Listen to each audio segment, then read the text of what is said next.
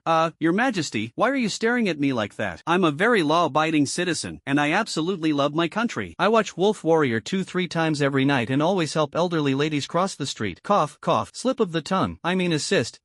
Even though Pei Xingye had lived 2 lives and possessed a mature and steady temperament, in such a confined space, facing the highest authority of the Yensha Empire, he couldn't help but feel nervous and uneasy. At this moment, Long Juning's emotions were very complicated. She still remembered that when her old ailment flared up and she lost control of the dragon's fury, she had drawn Pei Xingye into the center of the dragon's power storm. A dragon flame wind blade slashed across Pei Xingye's cheek, and a drop of fresh blood splattered, landing right on the edge of Long Juning's lips. The blood slid into her mouth along her lips, and in that instant, Long Juning regained her sanity. This boy's blood is even more effective than the dragon lock pill, able to take effect instantly and suppress my dragon fury syndrome. Pei Chuzhuang, is this destiny? Though you have fallen, your son, just like you back then, has stumbled into my life so recklessly. This is the inner world of Long Juning, and Pei Xingye's inner world. The sky is already dark, and I am stranded on a deserted island with the Empress, sharing the same room. Whoa, this angle. Don't look, absolutely don't look. If I look, it's all over. After a storm of dragon power, Long Juning also looked quite disheveled. Her luxurious gown had been shredded by wind blades, and combined with being soaked by seawater, it revealed an endless allure, especially around the chest area, which made Pei Xingye think of a profound saying: when you gaze into the abyss also gazes into you. Pei Xingye, do you not want your eyeballs anymore? Pei Xingye was almost in tears. After all, any hot-blooded real man couldn't resist taking that glance. Your Majesty, I think I've suddenly gone blind. I can't see. Where are you? It's so dark, I'm so scared. Beneath the clumsy acting was an overwhelming survival instinct for self-redemption. The pitch-black cave fell into a long silence. Dragon Lord Ning leaned against the cold rock wall, eyes closed, resting, too lazy to pay attention to Pei Xingye beside him. Pei Xingye got up, preparing to leave the cave to observe the terrain and landscape, then attempt to study the location of this island. Long Juning's indifferent voice came through. Jiang Mayan can locate my position, but it's too late at night now. Her body has been invaded by the nighttime chill, making her unable to activate the teleportation array. Once dawn breaks, we can return to the Yensha Empire. Pei Xingye let out out a sigh of relief. So the lord of the nation already has a plan. In the darkness, Pei Xingye's crimson eyes shone brilliantly like blood, catching Long Juning's attention. Every time she saw Pei Xingye, it reminded her of that woman. Smell of blood? Your Majesty, your body. Long Juning's lips once again overflowed with blood, and a trace of pain flashed across her beautiful face. She instinctively covered her chest, where the incomplete heart in her chest cavity struggled with every beat. For her, every battle triggers Dragon Fury Syndrome, which can only be alleviated by taking medicine. If the medicine is not taken in time, after the outbreak of Dragon Fury Syndrome, the half-heart inside her body will suffer from complications, leading to cardiac bleeding. This usually dignified and imposing Empress of Yanxia now reveals a disheveled and frail side in this damp and narrow cave. Pei Xingye, a demon beast of the great demon king level, has set its sights on you. You should understand what that means. Your Majesty, I understand. This time I personally stepped in to save you, and you should understand what that means. Yes, I understand. Communication between intelligent people doesn't require every word to be spelled out. Pei Xingye knew that the talent he was now displaying had already posed a potential threat and hidden danger to the Beast Clan. For the Beast Clan, eliminating the threat completely was the ultimate principle. Meanwhile, Long Juning, honored as the Empress of Yanxia, spared no concern for her injured body and personally stepped in to save Pei Xingye, indicating that she had already begun grooming Pei Xingye as the future of the Yanxia Empire. Pei Xingye was fully aware of all this in his heart. Perhaps it was the darkness of the late night, or the presence of the child of an old acquaintance, that once again triggered Long Juning's memories. Her dragon eyes focused on Pei Xingye's youthful and tender face. Do you hate me? The sudden question left Pei Xingye completely baffled. Ha? Do you hate it or not? Answer me. This was the interrogation from the highest ruler of the Yanxia Empire. Pei Xingye opened his mouth, wanting to speak but hesitated. He cannot lie, because on this matter he cannot deceive his own heart. But the truth cannot be spoken, because as long as the truth is spoken, it would be treason. Your reaction is very genuine. I know, you must hate me. Long Juning hadn't confided in anyone for a long time. On this night, facing Pei Xingye, she couldn't help but pour out her heart. Pei Chuzhuang was a god-level beast tamer who made outstanding contributions to the Yanxia Empire, with an illustrious record and countless merits. But after Pei Chuzhuang died in battle, the country did not provide any compensation to her only son, and the current ruler of Yanxia completely ignored him. Pei Xingye, if I were you, I would also hate Long Juning, that woman. As Long Juning spoke, she glanced out of the corner of her eye at Pei Xingye, who was lowering his head and clenching his fists. She could feel the suppressed hatred emanating from Pei Xingye. Anyone who puts themselves in Pei Xingye's shoes, how could they not hate this country? How could they not hate Long Juning, this woman? As the son of a heroic martyr, Pei Xingye had never received any care or support. Bullied for 18 years by the father and son duo Pei Shan and Pei Donlai, he lived a difficult life as a discarded member of the family, enduring humiliation and hardship. These pains are all the reasons why Pei Xingye hates Long Juning. Your Majesty, since you've spoken openly, I must also speak my mind. Pei Xingye, emotionally agitated, stood up, his handsome face appearing slightly ferocious at this moment. My mother won tens of thousands of wars for the Yanxia Empire, saving it countless times from dire straits. She fell in battle and perished 18 years ago. As the ruler of Yanxia, not only did you fail to erect a monument for her in the Yanxia Divine Tomb, but you also completely neglected her son, who was less than a month old at the time. Me, Pei Xingye, in these 18 years, have you ever looked at me even once? If I hadn't carved a bloody path out of the darkness, if I weren't the national top scholar, if I weren't the first on the Tianyun rankings, if I couldn't defeat Qitian Chuizong in a single move, you, Long Juning, wouldn't even spare me a glance, not even one. Just because you hate my mother, do you hate me too? Pei Xingye lashed out, his eyes bloodshot. At this moment, he had completely disregarded Long Juning Yen, the Empress of Xia's identity. He was as furious as a little lion, venting his emotions at an elder who couldn't defend themselves. Are you done talking? Pei Xingye forced himself to regain composure, pursing his lips and remaining silent, like a child sulking with their parents. Now it's my turn to speak. Pei Chuzhuang's life can be described as magnificent and extraordinary. Her achievements are evident to the people of Yanxia. I don't need to elaborate, nor am I worthy of concealing them. But do you know her mistakes? Pei Xingye frowned tightly. What mistakes did my mom make? The world-changing Tianqing Whirlpool War, known to all. But on the eve of the Tianqing Whirlpool War, your mother, Pei Chuzhuang, initiated a dragon-slaying battle. Pei Xingye's heartbeat suddenly shook. Slay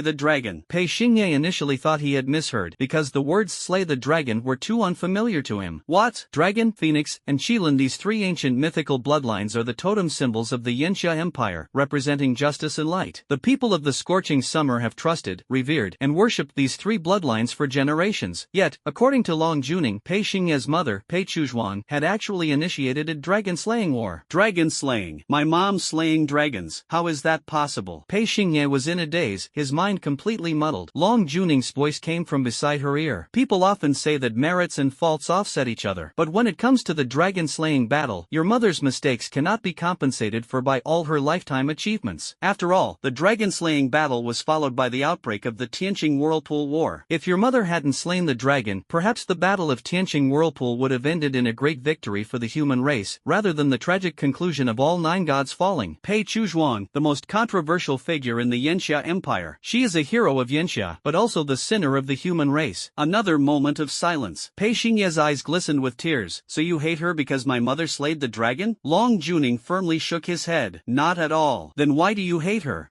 Long Juning hesitated to speak. She couldn't remember why she disliked Pei Chuzhuang. Pei Xingye clenched his fists and couldn't help but ask further. My mom, did she really slay the dragon? Your Majesty, did you personally witness my mom slaying the dragon? But even if you saw it with your own eyes, does what the eyes see necessarily represent the truth? Long Jun's expression turned blank as he fell into deep thought. 18 years ago, on the eve of the Tianqing Whirlpool battle, when Long Juning arrived at Tianwang Mountain, she saw Pei Chuzhuang standing at the edge of the cliff. Pei Chuzhuang's dress was stained red with dragon blood. Below the cliff, dragon corpses were scattered. Pei Chuzhuang, you're crazy. Ning Ning, sometimes what the eyes see is not the truth. But I no longer have time to explain. Long Juning would never forget Pei Chuzhuang's resolute and fearless gaze. However, there was no time to investigate all the details of the dragon-slaying battle before the Tianqing Whirlpool battle erupted. Whether it was the truth or a misunderstanding, no one could verify it. Because after the Tianqing Whirlpool battle, the so-called dragon-slaying sinner Pei Chuzhuang had fallen. Did Pei Chuzhuang really slay the dragon? Is someone still setting up a trap? Secrets on a dead body are usually the hardest to uncover. The great battle at Tianqing Whirlpool 18 years ago seemed like a bottomless vortex, entangling everyone's fate and toying with everyone's emotions. That night, in the cramped and narrow cave, Long Junning's brief description of part of Pei Chuzhuang's past made Pei Xingye's mind feel as if it had exploded, his thoughts swirling in chaos. Who would have thought that on the eve of the Tianqing Whirlpool battle, atop the most mysterious Tianwang mountain in the Yanxia Empire, a dragon-slaying battle took place, staining the rivers and mountains red with dragon blood? The confidentiality measures for the dragon-slaying battle were even stricter than those for the Tianqing Whirlpool battle. Although the details of the Tianqing Whirlpool battle remain unknown to the world, at least everyone knows of the existence of such a war. In this world, those who knew about the dragon-slaying battle are either dead, have lost their memories, or only a few remain alive. Long Juning did not expose the dragon-slaying battle, but the consequences of Pei Chuzhuang's dragon-slaying indeed harmed the entire dragon clan and severely disrupted the outcome of the Tianqing Whirlpool battle. My mother, how could she possibly slay a dragon? There must be hidden truths behind the dragon-slaying battle. Must ask clearly. Just as Pei Xingye was about to continue questioning, Long Juning suddenly leaned her neck forward, and her scarlet lips spat out a mouthful of thick black blood. With her old injury relapsing, Long Juning's condition was weak and feeble. Fortunately, the darkness in the cave concealed the pallor and desolation on her face, preserving a shred of dignity for this empress of Yanxia. Pei Xingye's hand of the over-god once again touched Long Juning's wrist. Such severe internal injuries.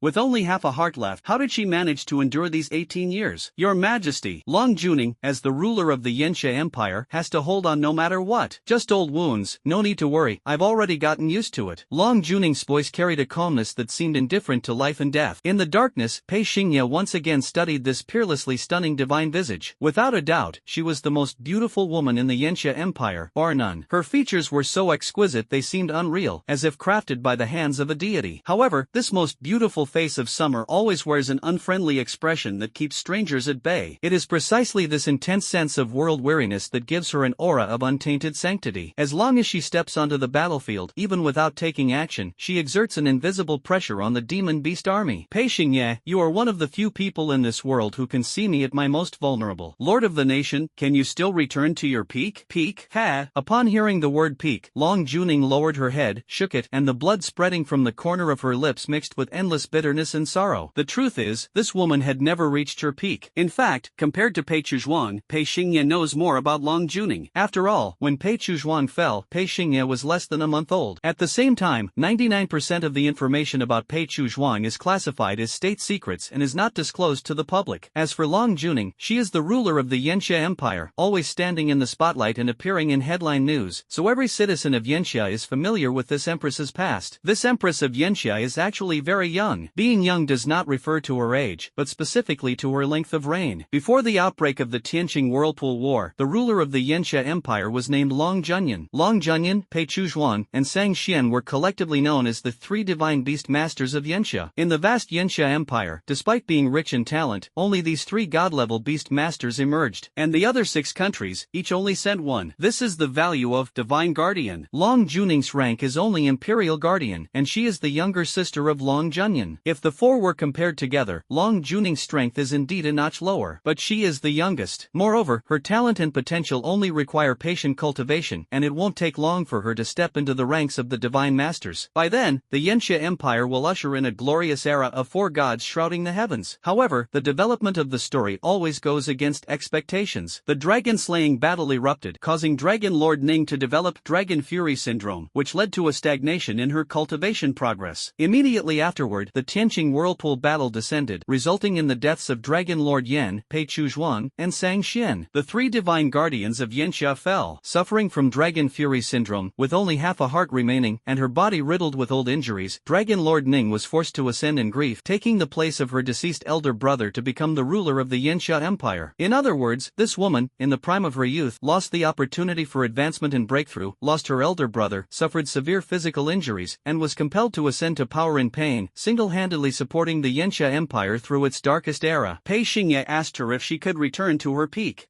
Back then, she hadn't even had the chance to step into her own peak before she had already begun to decline. Flowers bloom again, and people can regain their youth. Long Juning's dragon eyes revealed deep regret. Peak? What a strange term. I've never even seen the peak version of myself. No one could imagine how powerful this woman would become if she ascended to the rank of Divine Master. But the woman herself knew clearly that with only half a heart remaining, she could never break through to the Divine Master rank. The fall of the 3 Divine Masters of Yanxia was a great regret for the Yanxia Empire. And Long Juning missing the chance to reach the Divine Master rank, wasn't that yet another great regret for the Yanxia Empire? This regret, to a large extent, stems from Pei Chuzhuang, as the dragon-slaying battle was initiated by her. However, for Long Juning, her dislike for Pei Chuzhuang does not originate from this. She could guess that she must have lost a part of her memory, but the lost memory, for 18 years, she hasn't been able to recall even the slightest fragment of it. Lord of the nation, you look very tired. You can lean on my shoulder. Brat, how could I ever stoop to kneading a man's shoulder? Cough cough cough. The weakened Dragon Lord Ning, unable to control her body, collapsed into Pei Xingye's arms, her vision darkening as her dragon eyes closed. This woman's bloodless face rested against Pei Xingye's shoulder, emitting faint snores. Pei Xingye could smell the faint fragrance of the other person and feel the softness of their skin. The Empress of Yanxia fell asleep in my arms? This scene, it's simply like a dream, so unreal. Pei Xingye glanced sideways, looking at the moonlight outside the cave, his crimson eyes filled with confusion. Mom, what exactly happened between you and Long Juning? Pei Xingye woke up. The beauty in his arms was gone. Good morning, Your Majesty. After a night's rest, Long Juning's complexion regained its rosy glow. Around her, the remnants of black and white dragon souls lingered. The next day, in a non-combat state, the twin dragon soul's supreme radiant dragon emperor would split into 2. White dragon soul daylight radiance dragon. Black dragon soul, the eternal night burial dragon. Pei Xingye became interested in dragons and couldn't help but ask, Your Majesty, what do dragons usually eat? Are you asking about black dragons or white dragons? White dragon, beast crystal and beast blood. Black dragon, beast crystal and beast blood. Pei Xingye frowned and continued to ask, does dragon poop smell bad? Are you asking about black dragons or white dragons? White dragons, stinky. What about the black dragon? Also stinky. Pei Xingye's expression was hard to maintain, but he still refused to give up. Is it true that the dragon's reverse scale can turn into a sword? Are you asking about the black dragon or the white dragon? The white dragon. It's true. That black dragon? It's real too. Pei Xingye couldn't hold back. Your Majesty, why do you insist on me asking you the same question twice? Because I am the Empress of Yanxia. Ah, this isn't. Pei Xingye lost all means and strength to refute, his bitter smile resembling camel Shangzi. Long Juning suddenly stood up, his dragon eyes radiating golden light. Zhang Mayan is here. We are preparing to return to the Yanxia Empire. Above the desolate sea, a teleportation array surrounded by swirling dragon pattern totems was activated. The Yanxia Navy Fleet and Air Force units approached this inconspicuous island together. Long Juning and Pei Xingye arrived at the seaside, meeting Zhang Mayan, who came to greet them. Zhang Mayan's age is similar to Pei Chuzhuang's, but her physical condition is like that of an elderly woman in her twilight years. Forget running, even walking briskly for a few steps leaves her gasping for breath. However, this frail woman is the most formidable array master in the Yanxia Empire. The formations she created have repeatedly changed the course of battles, earning her a prominent place in the era of the 3 divine guardians of Yanxia and a significant spot in the annals of merit. Lord Sovereign, Xiaoye, how are you? Zhang Mayan's moist eyes were filled with worry, the sea breeze blowing her white hair, revealing revealing a gentle and elegant face. Senior Jiang, I'm fine, Pei Xingye said with a smile while massaging his left shoulder. Jiang Mayan's sharp eyes caught it. Still saying you're fine, your shoulder is injured, isn't it? I really wasn't injured. My left shoulder is sore because last night the Lord leaned against me. Pei Xingye's tongue promptly hit the brakes as he sensed the killing intent emanating from Long Juning. Last night, Long Juning fell into a deep sleep due to a recurrence of an old ailment, leaning against Pei Xingye's shoulder until dawn. This is the reason for Pei Xingye's soreness and numbness in his left shoulder. On his left shoulder, there was still a strand of Long Juning's hair and an lingering fragrance. Jiang Mayan took a medicine bottle out of her sleeve, stuffed it into Long Juning's hand, and whispered in her ear, "Your Majesty, no matter what happens in the future, you must never forget to bring your medicine." Got it. After yesterday's battle, the Dragon Fury Syndrome, is it? Don't worry, I made it through. Long Juning always appears indifferent, seemingly unapproachable, but in reality, she does so to avoid worrying those around her. Next, Pei Xingye followed Long Juning and took the teleportation array back to the Yanxia Empire. Pei Xingye stood in the Grand Hall, completely bewildered. I thought this woman would send me back to Chaos Academy. Why did she bring me here? This was Pei Xingye's first time stepping into the Dragon Soul Hall. This is the highest seat of power in the Yanxia Empire. Those qualified to stand here are mostly high-ranking beast tamers who have made outstanding contributions to the empire. As for Pei Xingye, he was merely a first-rank beast tamer who had just entered the profession. The Great Hall was cleared, leaving only Long Juning seated on the throne, Jiang Mayan standing beside her, and Pei Xingye looking around curiously. Flaming Summer Imperial City, Dragon Soul Hall. Pei Xingye, speaking objectively, in this challenge match, you defeated Shibata Kawazo, the top genius of the Dongying Empire, bringing honor and glory to our Yanxia Empire. I should reward you. I'll give you a chance. What reward do you want? Pei Xingye pondered for a moment, then raised his crimson eyes. Lord of the nation, regarding the reward, may I mention my mother? The Dragon Lord paused for a moment and nodded, saying, "You may. I heard that my mother wrote many books about necromancer beast tamers during her lifetime, and all these books are stored in the Yanxia Scripture Academy. So I wish to ask the Lord of the nation to grant me permission to enter the Yanxia Sutra Academy." A single Yanxia Sutra Academy, half the history of national beast mastery. One sentence is enough to illustrate the value of this Sutra Academy. Not only Pei Chuzhuang, but also the former emperor of Yanxia, Dragon Lord Yan, and the foremost giant beast master Sang Xian. The evolutionary techniques and beast mastery methods they contributed to are all included in the Yanxia Sutra Academy. The tips for nurturing the three sacred beasts Dragon, Phoenix, and Qilin are also included in the collection. Pei Xingye's idea was simple. Rather than researching entirely new beast taming techniques on his own, it would be better to first learn from the experiences of his predecessors, and then, standing on their shoulders, create even more powerful beast taming techniques. Your suggestion is good. I will arrange for someone to get you a token that allows unrestricted access to the Yanxia Sutra Academy. During your holiday breaks, you can enter the Yanxia Sutra Academy and freely browse any books. Pei Xingye exclaimed excitedly, "Thank you, Your Majesty." Long Juning saw through Pei Xingye's little schemes with a single glance and lazily reminded him, "The information about the great battle of Tianqing Whirlpool and the dragon-slaying war is personally kept by me. There's none of it in the Yanxia Sutra Pavilion." Noticing the flicker of disappointment in Pei Xingye's eyes, Long Juning's lips curved upward, the pride in her expression resembling that of a parent who has mastered their child. "Your Majesty, shall I take my leave now?" Pei Xingye turned around and walked toward the hall door, muttering to himself, "Should I ask the dean for leave first and spend a couple of days at the Yanxia Sutra Academy before returning to Chaos Academy?" Pei Xingye's thirst for knowledge corresponded to his obsession with becoming stronger. The beast taming techniques treasured at the Yanxia Sutra Academy are all-encompassing, embodying the essence of 1,000 years of civilization in universal beast taming. Pei Xingye only needs to extend the hand of the god while flipping through books to directly imprint the knowledge into his mind and fully comprehend it. This will be a qualitative leap for Pei Xingye's improvement. Pei Xingye stepped out of the Dragon Soul Hall, and behind him came the voice of Long Juning. "Times are changing, and no one can predict the future. I value you greatly, but I can't give you too much time." Pei Xingye understood instantly. Given the current state of the Yanxia Empire and the overall situation of humanity, a war could break out at any moment. Pei Xingye is regarded as the future of the Yanxia Empire. Pei Xingye. But now, he is just a first-tier beastmaster. The time left for his growth is running out. Pei Xingye turned around, his crimson eyes shining with a star-like brilliance. "Your Majesty, I will grow as quickly as possible. I won't let you or Yanxia wait too long." "About your mother." "Your Majesty, rest assured, I am Pei Chuzhuang's son, and also a son of the Yanxia Empire. No matter what grudges or conflicts Long Juning and Pei Chuzhuang may have, they are both citizens of Yanxia." Pei Xingye is Pei Chuzhuang's son, but he is also a citizen of Yanxia. For Pei Xingye, the Pei family's small home was already in ruins. From now on, he could only do his utmost to protect the greater home called Yanxia. Long Juning was deeply moved. Pei Xingye's mature mindset brought her comfort. After hesitating for a moment, Long Juning beckoned and said, "Come back, I'll give you something else." Pei Xingye returned to the main hall. Long Juning flicked her wrist, and the Dragon Emperor ring opened its storage space, summoning an egg. This egg appeared completely charred, its surface covered with dense cracks, devoid of any vitality, causing the Grand Hall to be filled with a heavy, decaying atmosphere. Pei Xingye's pupils contracted. This egg, Long Juning, dragon egg. Jiang Mayan looked at Long Juning with a peculiar gaze, simply because Long Juning's action had completely overturned her understanding of him. It must be noted that Pei Chuzhuan was the initiator of the dragon-slaying battle and a criminal against dragons. Yet Long Juning, atop the Dragon Soul Hall, bestowed a dragon egg upon Pei Chuzhuang's son. Wait, Your Majesty, this dragon egg is already completely dead. That's right, because it is a remnant of the Celestial Whirlpool battle. During the Celestial Whirlpool battle, Dragon Lord Yen and Dragon Lord Ning, the sibling duo, joined forces to lead the heavily damaged dragon clan in slaying thousands of demonic beasts. In the midst of the battle, a female dragon went through childbirth and laid this dragon egg. However, before the young dragon could be born, the dragon egg was suffocated by demonic energy, extinguishing all signs of life. 18 years had passed, and this completely dead dragon egg ended up in Pei Xingye's hands. Strictly speaking, it ended up in the hands of the necromancer beast tamer Pei Xingye. Pei Xingye, an outstanding necromancer beast tamer. Doesn't it all start with contracting the undead? If you can hatch this completely dead dragon egg and nurture an undead dragon, I believe your mother would feel proud of you. Your Majesty, thank you. Pei Xingye was deeply attached to this completely lifeless dragon egg. He was about to have his second beast companion. After Pei Xingye left, the empty and desolate Dragon Soul Hall was left with only Long Juning and Jiang Mayan. Looking across the vast expanse of the Yanxia Empire, there are countless genius beast tamers, but only this duo can uphold the empire's final glory. However, this pair is now facing the plight of heroes in their twilight years. One is left with only half a heart, bearing multiple lingering ailments. The other has turned white-haired overnight, with the remaining vitality in their body resembling flowers wilting in late autumn. If one day the 72 great demon kings lead the beast army to return once more, crushing the mountains and rivers of Yanxia under iron hooves and shattering the gates of Yanxia, how long can this duo, no longer at their peak, hold out? The Yanxia Empire has little time left for Pei Xingye to grow. The great figures of the old era are about to burn out everything. After Pei Xingye left, the Dragon Lord sat on the throne in a daze, his dragon eyes devoid of luster. She reminisced about the time spent with Pei Xingye in the cave last night. Though brief, it was deeply memorable. 18 years, have you ever looked at me even once? If I hadn't fought my way out of the darkness, if I weren't the top scholar in the nation, if I weren't ranked first on the Tian Yun list, if I couldn't defeat Qitian Chuanzong in one move, you, Long Jun Ning, wouldn't spare me even a glance, not even one. Pei Xingye's furious roar and blood-stained red eyes were like a burning branding iron, etched into the broken heart of Long Juning. Jiang Mayan's voice interrupted Long Juning's thoughts. Your Majesty, I believe I already understand you well enough, but giving that dragon egg to Pei Xingye this, I cannot comprehend. After all, a Zhuang initiated the dragon-slaying war back then, and then, Pei Chuzhuang, initiator of the dragon-slaying war. Pei Xingye, son of Pei Chuzhuang. No matter how you analyze this relationship, Pei Xingye and the Dragon Clan are mortal enemies. However, Long Juning gave Pei Xingye a dragon egg. This left Jiang Mayan unable to understand. I revealed some details about the dragon-slaying battle to that child. What? He knows about the dragon-slaying battle? Long Juning's gaze fell on Jiang Mayan, and his tone became serious. That's just a completely dead dragon egg. If he has the ability to cultivate an undead giant dragon, it proves that the Pei family's connection and bond with the Dragon Clan haven't been entirely severed. After all, Pei Chuzhuang was once the only beast tamer in the Yanxia Empire capable of simultaneously commanding 3 sacred beasts. Her son might be able to do the same. Jiang Mayan listened and remained silent for a long time before suddenly speaking, "Ning Ning." This form of address felt unfamiliar to Long Juning. It was as if this name had long perished in the great battle of the Tianqing Whirlpool. This was Long Juning's nickname, used only by those closest to her. Jiang Mayan counts as one, Pei Chuzhuang counts as another, and then there's her elder brother Long Junyan. Actually, I can see it all. After that battle, every time you confided in me, you would talk about how much you disliked her. But you never said you don't trust her. Long Juning is a woman who is very skilled at hiding her emotions. She knows she has lost part of her memory, so she never makes absolute judgments about everything that happened in the past. Her dislike for Pei Chuzhuang comes from a physiological instinctive reaction, but she no longer remembers the specific reason. But she knew in her heart that she had never doubted Pei Chuzhuang's loyalty to the Yanxia Empire. 18 years ago, on the eve of the Battle of Tianqing Whirlpool, Tianwang Mountain. Even if Long Juning personally witnessed Pei Chuzhuang drenched in dragon blood, stepping on the dragon's fangs, with the ground beneath the cliff littered with dragon corpses. Even though, atop the towering mountains, the Dragon Clan's magical formations are layered and impenetrable, no one other than Pei Pei Chuzhuang is qualified to invade this place. Yet, Long Juning did not hastily jump to conclusions in her heart. In her mind, Pei Chuzhuang is not an evil person. The dragon-slaying battle must have hidden truths behind it. But since this woman has never distrusted Pei Chuzhuang, why has she ignored Pei Xingye for 18 years? Cough, cough, cough. The Empress spat blood. Jiang Mayan felt deeply distressed. Ning Ning, your dragon rage syndrome has worsened. It seems that after your attitude towards Pei Xingye changed, it caused. Stop talking. Zhang Jiang, step back for now. Ning Ning. Jiang Mayan, I order you to step back. Yes, my lord. Jiang Mayan left the Dragon Soul Hall, the tears at the corner of her eyes drying in the breeze. Outside the hall, the sun was shining brightly, and the sky was clear for miles. Inside the hall, evil energy surged, dragon roars shattered the wind. The Dragon Lord was trapped in pain and torment, his consciousness scattered, his soul plunging into a vast and profound sea of blood. Within the sea of blood, thousands of dragon-etched tombstones floated, as if this were the cemetery of the dragon race. Above the tomb, the phantom shadows of dragon souls surged and danced, their faces ferocious, expressing the hatred pent up in their hearts with angry roars. This is the dragon's tomb. It exists within the sea of consciousness of Dragon Lord Ning and is one of the 3 sacred artifacts of the Dragon Clan. All the fallen souls of the Dragon Clan throughout history are buried here. However, none of the dragon souls here have found peace. They roar in anger, their hatred enduring. The Dragon Lord, in her soul form, stands at the center of the Blood Sea graveyard. All the dragon souls gather around her, expressing their dissatisfaction with this totem dragon tamer through heavy breaths. Thousands of dragon souls roared simultaneously, questioning and reproaching Long Juning. Long Juning, have you forgotten your identity? You are the totem representative of the Dragon Clan. 18 years ago, after the dragon-slaying battle, how did you promise us? Have you thrown it all away? Long Juning responded indifferently, Pei Chuzhuang is already dead. What meaning do right and wrong still hold? Pei Chuzhuang is indeed dead, but she left behind a son. Pei Xingye carries Pei Chuzhuang's blood in his veins. At that time, we, the countless dragon souls, jointly proposed to eliminate that sinful infant to prevent future troubles. You insisted on saving that child, but you also promised to let the child fend for himself, never interfering in any of his karma. At this moment, within the dragon's tomb, thousands of dragon souls roared in fury, revealing the true reason why Dragon Lord Ning had ignored Pei Xingye for 18 years. She is the totem representative of the Dragon Clan, tasked with appeasing the souls of all the great dragons slain by Pei Chuzhuang during the dragon-slaying battle. Long Juning raised his profound dragon eyes, gazing at the countless dragon souls, his tone becoming resolute. I am the totem agent of the Dragon Clan, but I am also a dragon tamer. Calling me directly by my name, isn't that inappropriate? The aura of the countless dragon souls weakened. Master, now your attitude towards Pei Xingye has completely changed. You are even nurturing him wholeheartedly and have given him a dragon egg. By doing this, how will you face us, the wrongfully deceased dragon souls? I am a dragon master, and also a warrior of Yanxia. The future of the Yanxia Empire now rests solely on Pei Xingye. I have no other choice. I must handle this personally. Train him. Thousands of dragon souls burn and tremble in anger. Dragon Lord Ning, you say you want to raise the son of our Dragon Clan's enemy? You are unreasonable. Dragon Lord Ning said firmly, my mind is made up. Good, good, good. Well, so your mind is made up. Since you've chosen to do this, then obediently endure the pain of Dragon's wrath. The countless dragon souls remained furious, and Long Juning's dragon rage syndrome erupted once again, enduring endless torment and pain, as if countless ants were crawling back and forth on her broken heart and weathered soul. This was the reason why Long Juning had neglected Pei Xingye for 18 years. As long as she got close to Pei Xingye and gave him special care, she would trigger the curse of the wrath of the Dragon Clan's departed souls. Long Juning, you must now promise us to sever all ties with Pei Xingye, or eliminate him directly, and you will remain our sole faith. Otherwise, Long Juning endured all the pain alone and casually said, you are merely beasts, unworthy of meddling in the choices of me, a Beastmaster. The only empress of the Yanxia Empire was powerful not only in talent and strength but also in possessing an indomitable spirit. Long Juning, as the Dragon Fury syndrome continues to worsen, you won't last much longer. Our anger will never disappear. You are far inferior to your brother. Countless dragon souls mentioned Long Juning's elder brother, Long Junyen, outside the Dragon Soul Hall. Jiang Mayan lingered, her pale face marked by lingering worry. She knew how immense the pain Long Juning would endure once the Dragon Fury syndrome flared up. How could those who survived the old era be free of shackles and chains? Jiang Mayan suddenly froze and couldn't help but pat her own head. And also, I met Xiao Ye this time and forgot to give him the underworld scroll again. Forget it, forget it. Xiao Ye's rank is only a first-tier Beastmaster right now. I'll wait until he grows a bit more before handing him the underworld scroll, but the netherworld scroll is Jiang Mayan's lifelong masterpiece. The necromantic magic array depicted within was specially designed for Pei Chuzhuang. Pei Chuzhuang has already fallen, so Jiang Mayan's efforts can only be devoted to Pei Xingye. Dusk falls. noodles. The sky over Black Scale City was shrouded in a layer of orange-yellow twilight. At the back gate of the academy, Situ Shui, Qin Yanlin, and Huang Fu Boyi stood by the roadside, waiting for the return of that young man. Before long, a tall, white-haired boy with dazzling crimson eyes shining brightly among the crowd walked over with a smile. "Second Master, we've finally waited for you. Welcome back." Qin Yanlin naturally hooked his arm around Pei Xingye's shoulder and said with a cheerful smile, "To celebrate your victory over Chai Tianchuanzang, our captain is treating us to a feast. You picked the restaurant." Situ Shui crossed her arms over her chest, her graceful figure casting a long, alluring shadow under the setting sun. "That's right, my treat. No need to save money for me." After some serious thought, Pei Xingye said, "Lanzhao noodles." Hey,